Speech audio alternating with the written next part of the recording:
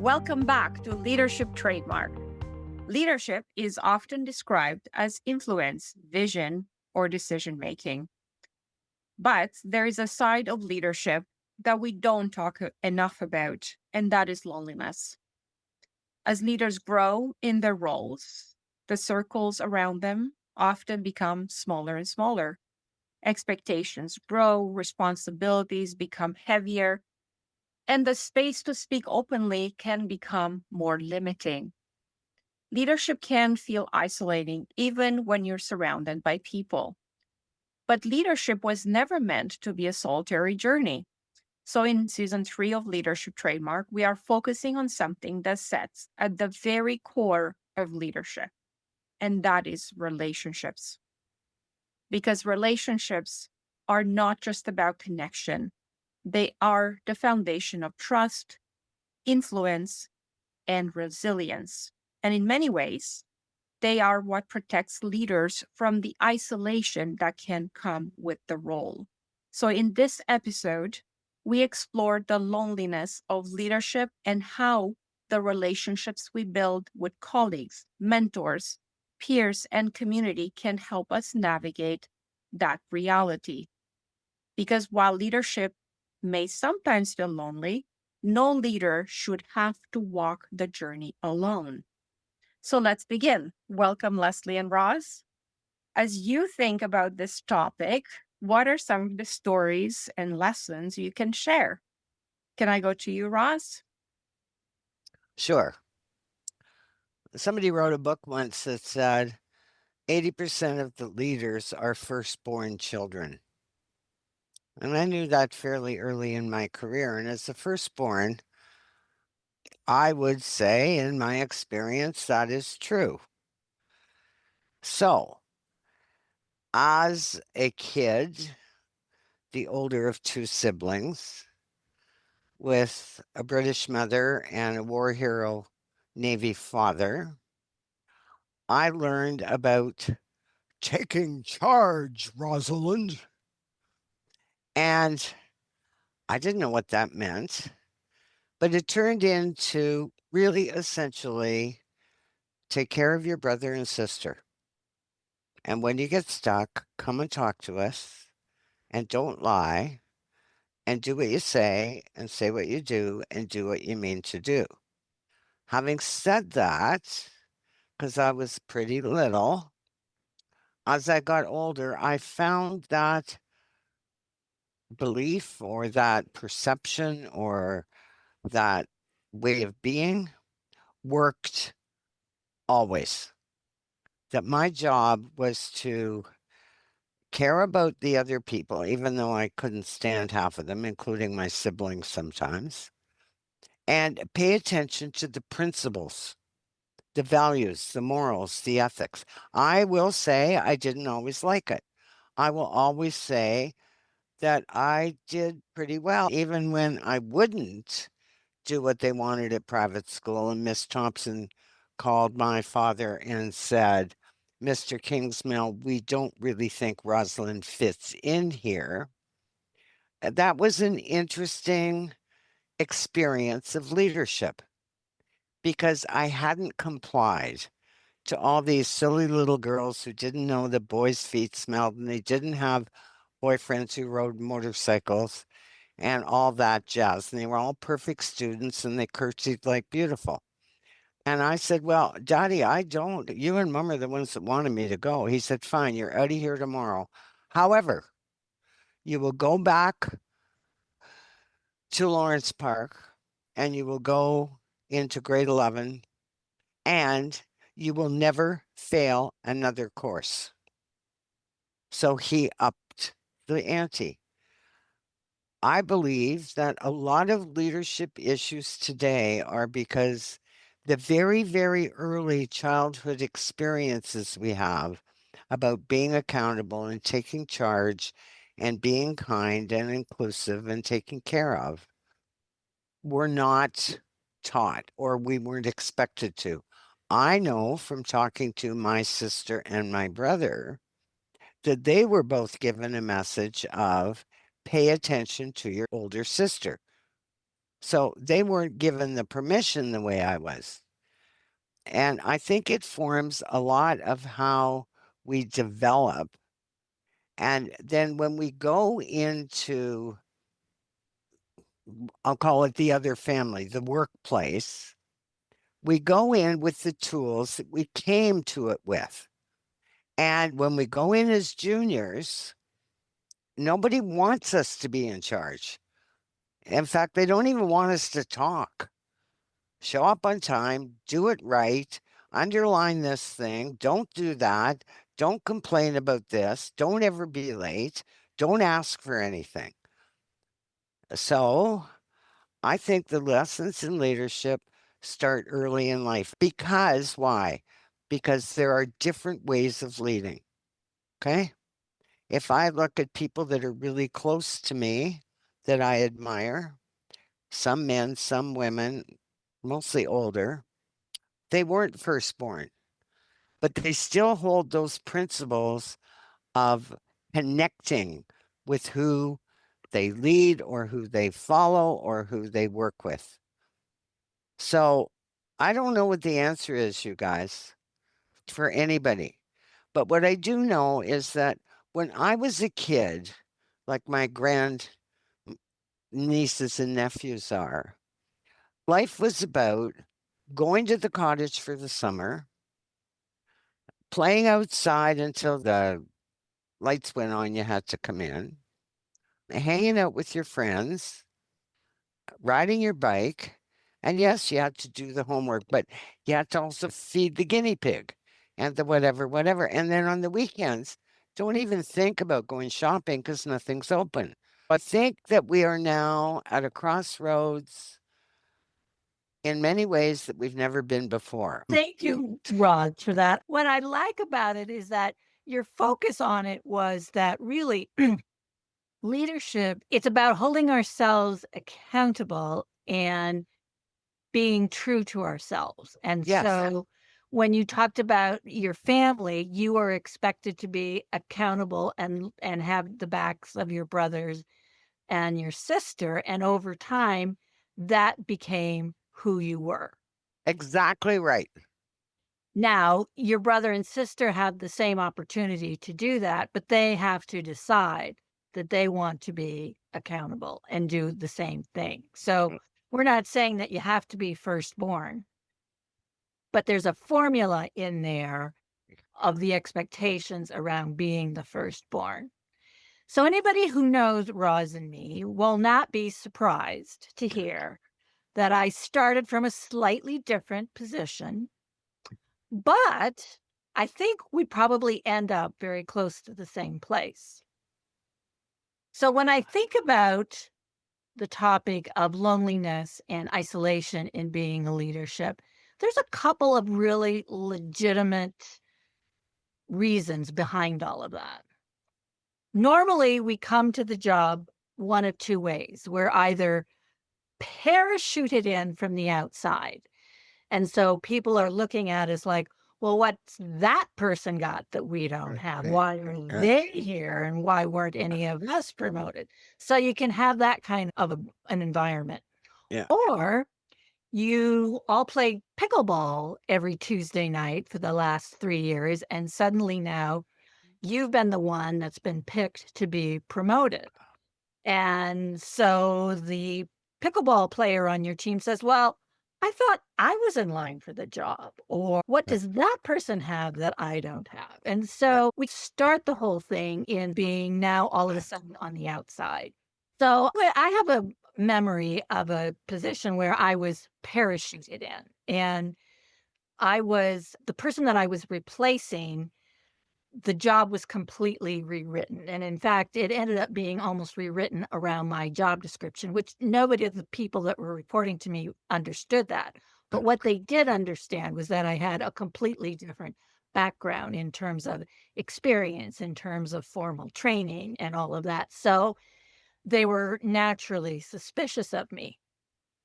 I came in, it was an accounting post actually, and I came in at the end, towards the end of a cycle. And so probably about 2 weeks before the end of the cycle. And then the cycle ended, and Actually, the group was in quite a mess. They made a lot of mistakes. Yeah. What would happen at the end of every No. cycle is that the other accountants who had backgrounds similar to me would come in from the outside into our office and they would start yelling at people. It was shocking. And so my first job was to literally shut and lock the door and then put a sign on the I didn't really do this, but I did it in effect. Put a sign on the door that says, "No one talks to anyone except through Leslie." So they could still, if they wanted to holler at somebody, they still could. Yeah. They couldn't holler at anybody on my staff. Another thing they would do is that we had these big ledgers. And so these same people would come in and they would grab the ledgers and they would run away with them and use them for their own purposes and they would not return them. And this Oh, made it hard for my staff to figure out how to do their jobs. So the next rule I had to make to back my staff was to create a schedule. So if you wanted to use our ledgers, you were welcome to do. There was 1 hour in the morning and 1 hour in the afternoon every day of the week. And I put a table outside my office with the schedule there. So if you wanted to come, you would sign up for your hour and then you would sit there and you would use it. You could not leave with it.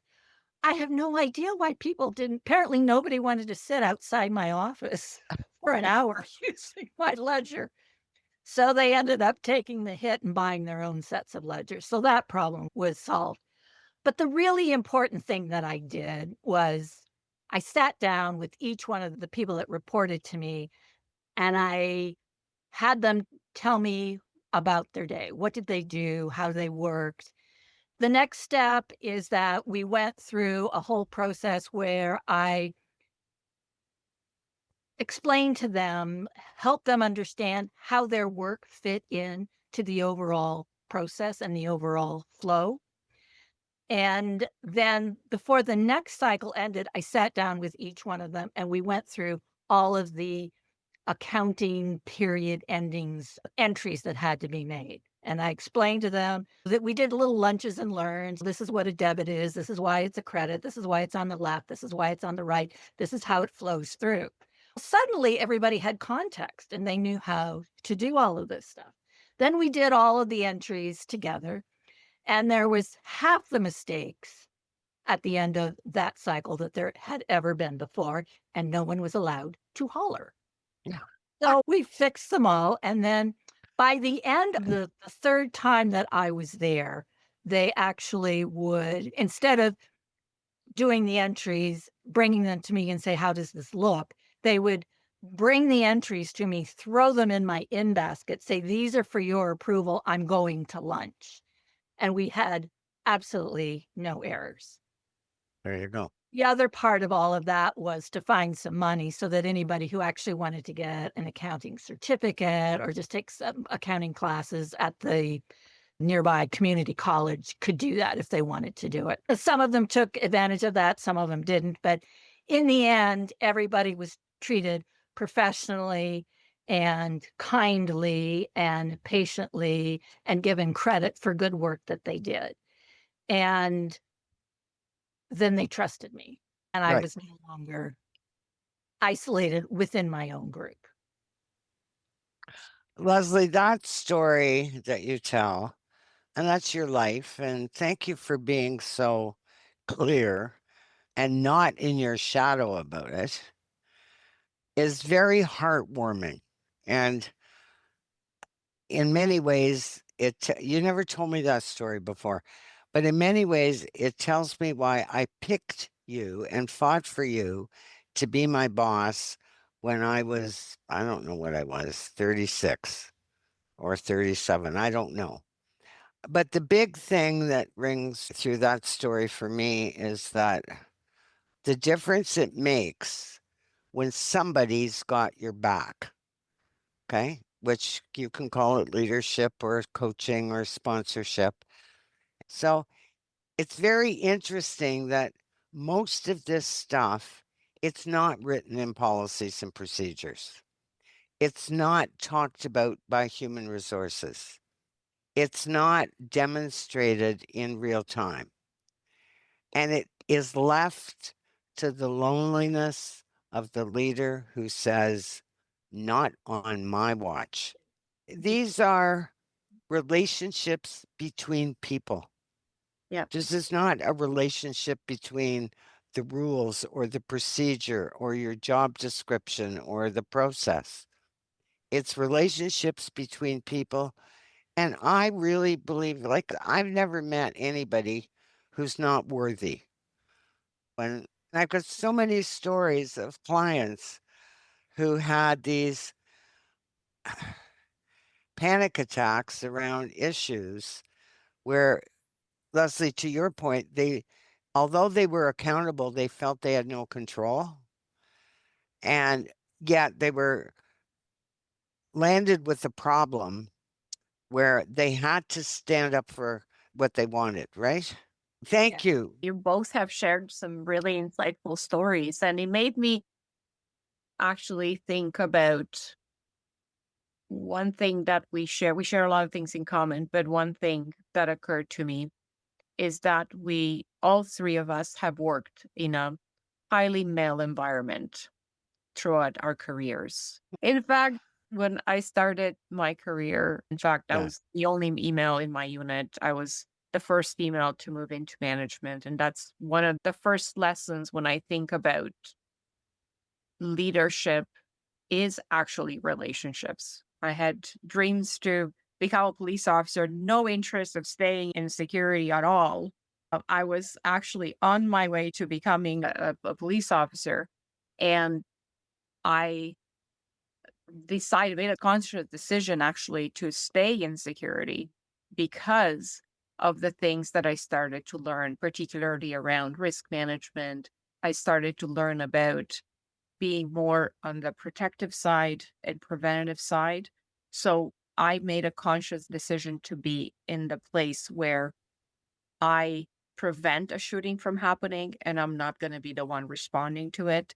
There's anything Yeah. wrong with being on the response side, right? I really value that. But it became very clear to me after working at the city of Toronto that I wanted to actually give back to the community in a way that was a lot, from that perspective, a lot more meaningful. So I worked there in front lines, had been there for a bit, and I became a supervisor. I was the first supervisor to be, as a female, to become, and I was suddenly responsible for 23 officers, all male. And it was very insightful to me, the relationship that I had already built. So I already had relationships with them. We had responded to some pretty serious incidents. So I really depended on that, and also any proved clear. So it wasn't that I walked around, oh, look at me, I'm the only female, and Yeah. not what I walked in with. I love my job. I love the people I work with. And it didn't matter anymore. It made it, there was no issue. There was nothing there. But again, it became a little bit more lonelier because you are the only female. And that's how I started to reach out to other women in the industry. And we actually formed a pretty cool community that exists today and is growing over time. And there are articles written about us. Actually, Lena Tsakiris, one of our guests here on this show, she was one of the five that made their mark. That was the Canadian Security Magazine wrote an article about us, and there were five of us.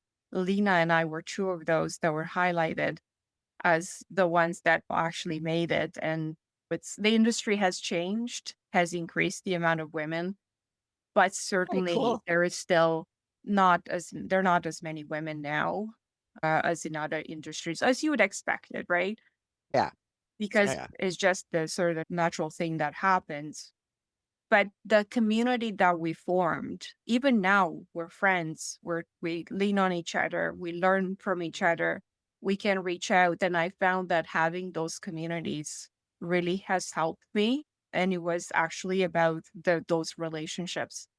But the other thing that I wanted to also talk about is that while as a woman in a male environment, learning and earning that relationship and trust of the people that I worked with throughout the organization was so key. Regardless, you're a woman or a man, it doesn't matter.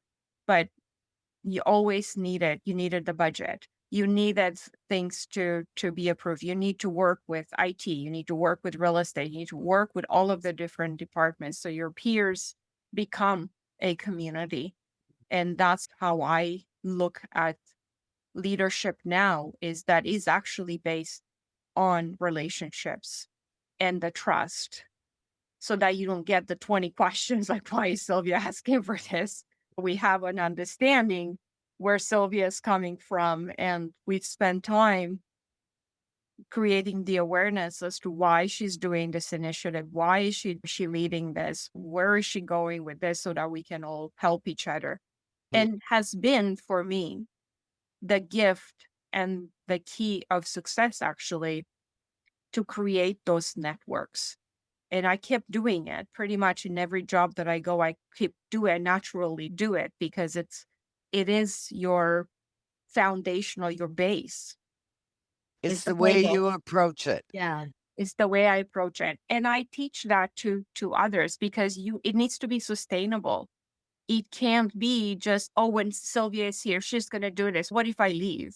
Yeah, Or what happens when I leave? Or what yeah, happens when somebody yeah, you yeah, need to leave behind yeah. a structure that is foundational. So talking about being pragmatic, I am pragmatic in that sense, right? You're And no absolutely right. kid. Because you need to write it down, you need to create it, you need to formulate it, you need to write in terms of reference.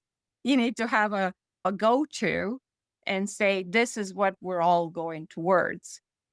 But that happens after creating that network. It's actually the relationship that you create first, and create that bond that's based on Exactly. openness. It's Exactly. based You know on what Exactly. else it is? I Yeah. really like this a lot, Sylvia, because you know what else it is? It's your trademark.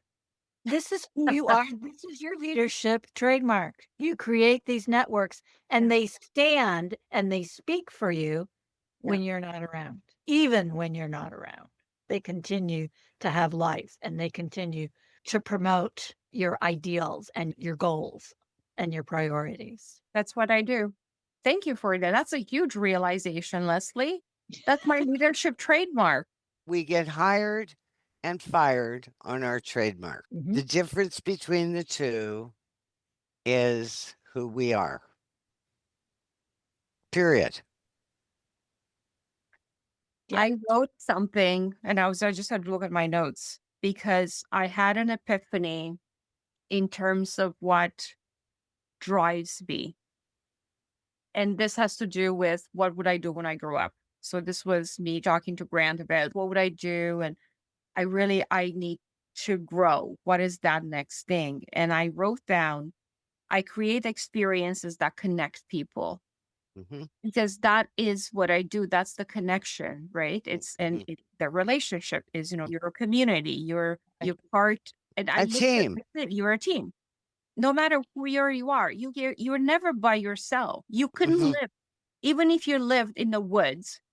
You still had to go down and get some shopping down, and you still had to go and, I don't know, get some water when you needed it. You still needed to interact with someone and trust that they're going to come check on you maybe in the winter or something. Think about it that way, right? You're never alone. And That's so right. you have to have a network. You have to have a community, right?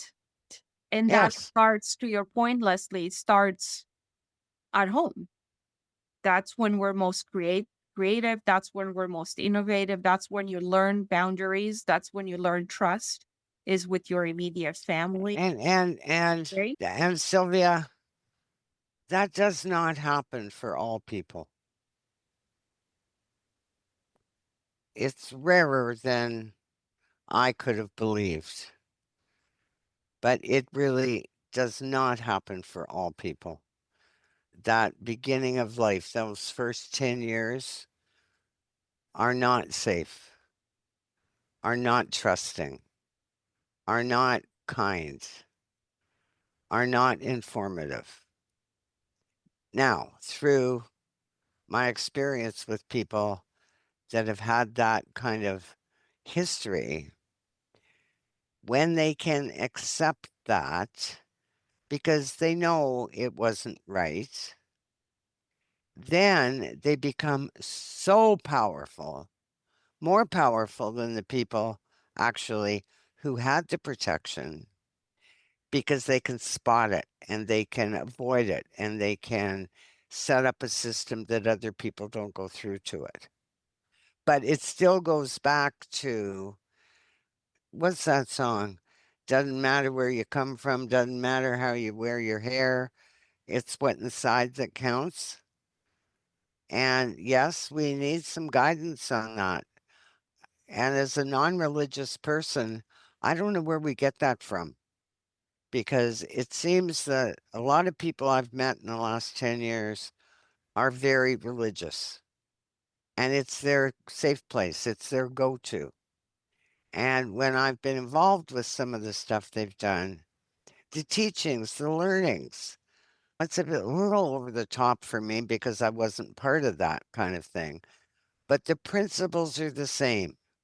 Yep. Know who you are. Be Yep. kind to yourself. Take responsibility for yourself. Do what you can for other people. Be kind for them. And there is an underlying message that says, don't take any shit. You have to be tough enough to say, stop right there. What you're doing is not on. Now we're going to talk about it. And you got to be Exactly. tough enough Yeah.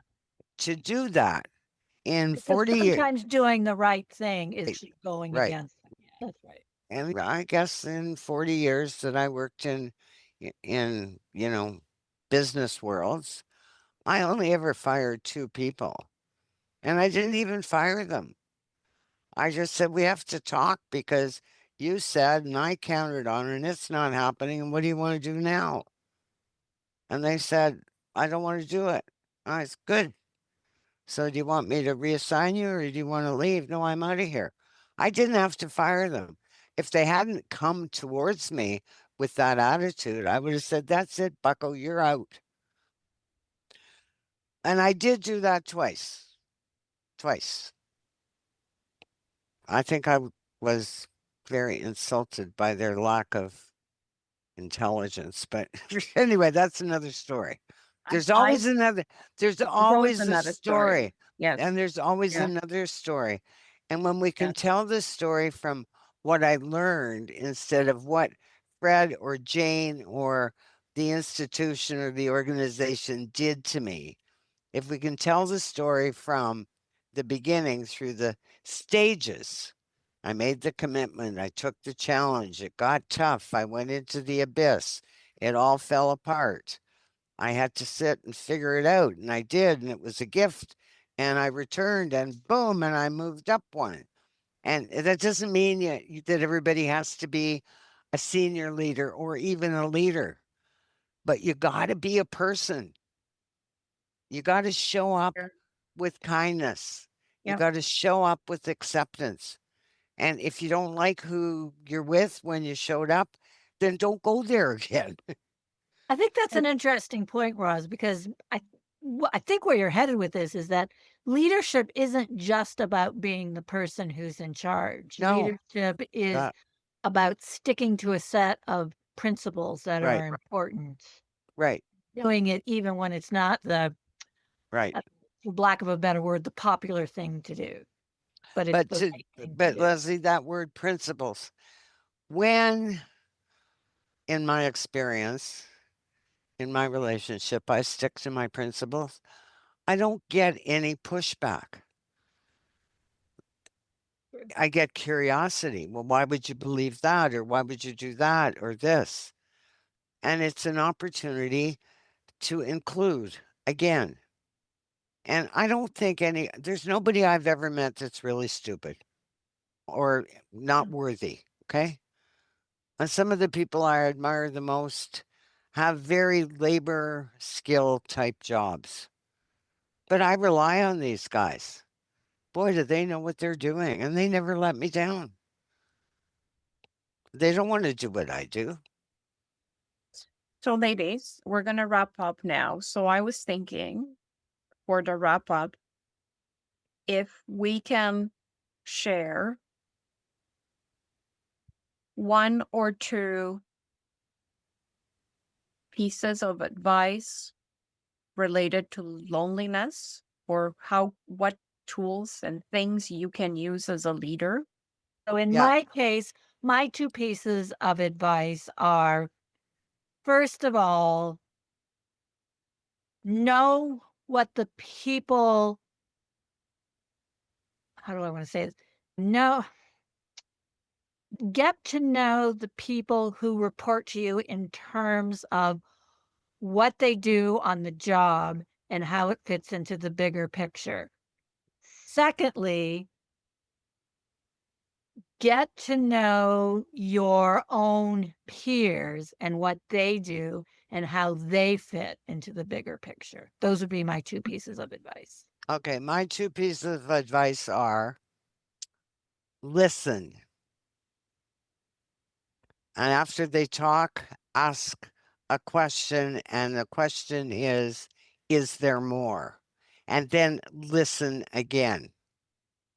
The second piece of advice is, first of all, thank you for sharing, and tell me the 3 things.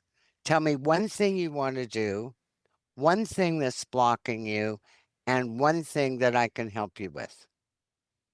Because I have learned as an executive coach, if they don't want to do it, I can't help them.